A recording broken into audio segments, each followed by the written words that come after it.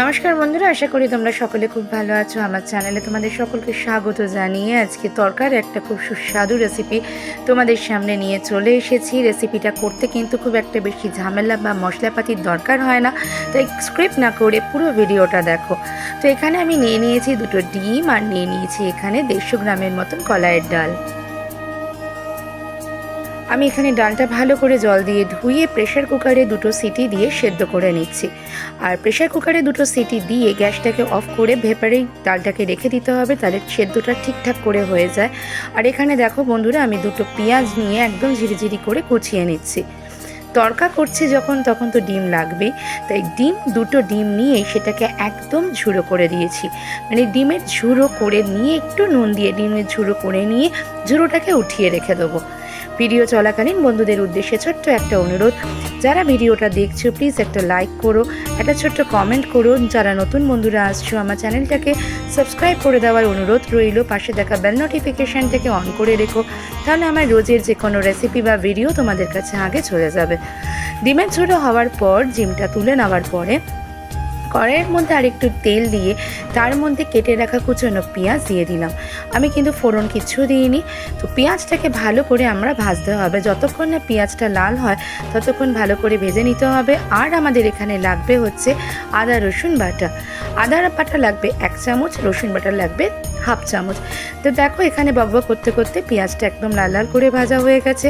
এখানে আমি আদা রসুনের বাটাটাকে দিয়ে দিলাম, 1 চামচ আদা বাটা, 1/2 চামচ রসুন বাটা দিয়ে এখানে গুঁড়ো মশলা হিসাবে দিয়ে দেবো হলুদ গুঁড়ো আর লঙ্কার গুঁড়ো। আরেকটা ছোট্ট টিপস আছে, সেটা ভিডিওটা দেখো তাহলেই বুঝতে পারবে, তাহলে এই তরকার টেস্ট কিন্তু একদম ধাবার মতনই তোমরা পেয়ে যাবে। তো পুরো মশলাগুলোকে ভালো করে পেঁয়াজের সাথে আমি কষাবো। কষানোর সময় অবশ্যই বন্ধুরা অল্প একটু চিনি দিয়ে দিও, তাহলে রঙটা কিন্তু খুব সুন্দর আসে। তো মশলাটা এখন ভালো করে কষিয়ে নিই, তারপরে টিপসটা দেখার জন্য পুরো ভিডিওটা দেখার অনুরোধ রইল।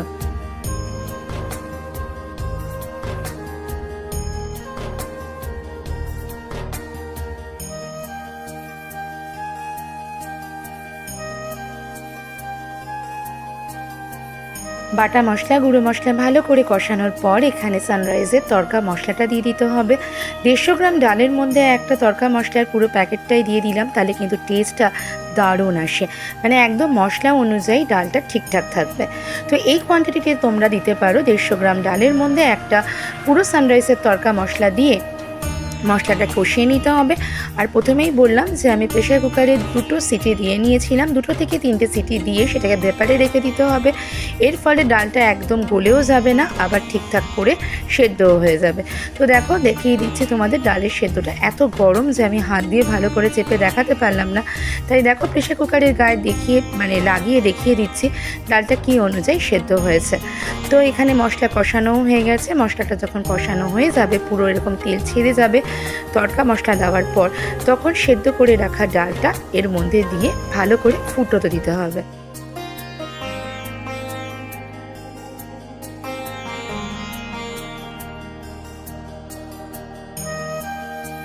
তো সেদ্ধ করা ডালটা আমি মশলার মধ্যে দিয়ে ভালো করে নাড়িয়ে নেবো। তো বন্ধুরা, যখন তরকার ডাল তোমরা করবে তখন হাতা বা যে কোনো কিছু দিয়ে এই ডালগুলো কিন্তু একটু স্ম্যাশ করে দেবে। তরকার ডাল একটু স্ম্যাশ হয়ে থাকলে কিন্তু ডালের টেস্টটা আরও বেশি বাড়ে।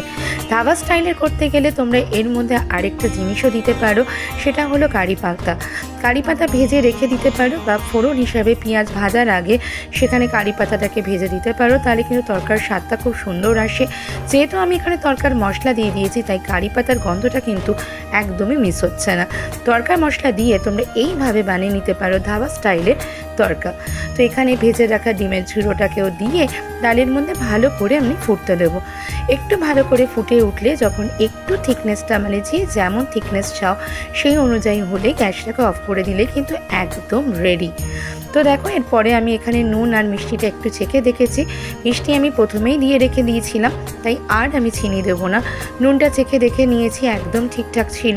আর তারপর নামানোর আগে কুচনো ধনেপাতা দিয়ে একটু ফুটে উঠলেই গ্যাসটা বন্ধ করে দিলেই একদম রেডি তরকা।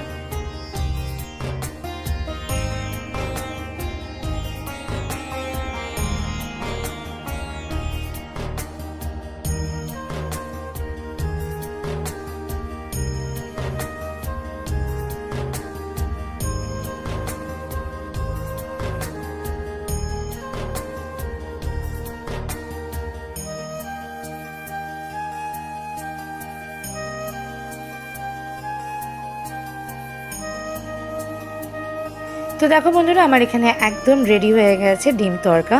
তো নামানোর আগে আমি একটুখানি গরম মশলা দিয়ে আমি বন্ধ করে রেখে দেবো, তারপরেই একদম বাটিতে সার্ভ করব। রাতে রুটি দিয়ে তরকারি খাওয়ার সময় যখন খুব ঝামেলা লাগবে কি খাবো তখন কিন্তু এইভাবে ডিম তড়কা করে নিতে পারো। সেই রকম মশলাও লাগে না, সময়ও সেই রকম লাগে না। এইভাবে যদি ডিম তড়কা করে নাও তাহলে কিন্তু সবাই আঙুল চেটে খাবে, সাথে রুটি হোক বা পরোটা। আর যে কোনো অনুষ্ঠানে বা কোনো অতিথি আসলে তোমরা এইভাবে ডিম তড়কা সার্ভ করে দিতে পারো, সকলে কিন্তু আঙুল চেটে খাবে। আশা করি আজকের রেসিপিটা ভালো লেগে থাকবে। ভালো লেগে থাকলে অবশ্যই বাড়িতে একবার ট্রাই করো। তো চলো বন্ধুরা, আজকের মতন এখানেই বিদায় নিচ্ছি। ভালো লেগে থাকলে লাইক কমেন্ট শেয়ার অবশ্যই করো, বন্ধু বান্ধব আত্মীয় স্বজনের মধ্যে শেয়ার করে দিও। আজকের মতন বিদায় নিচ্ছি, আবার দেখা হবে অন্য কোনো দিন অন্য কোনো রেসিপি বা ভিডিওর সঙ্গে। ততক্ষণ সকলে খুব ভালো থেকো, সুখে থেকো, হাসি খুশি থেকো। আজকের মতন টাটা।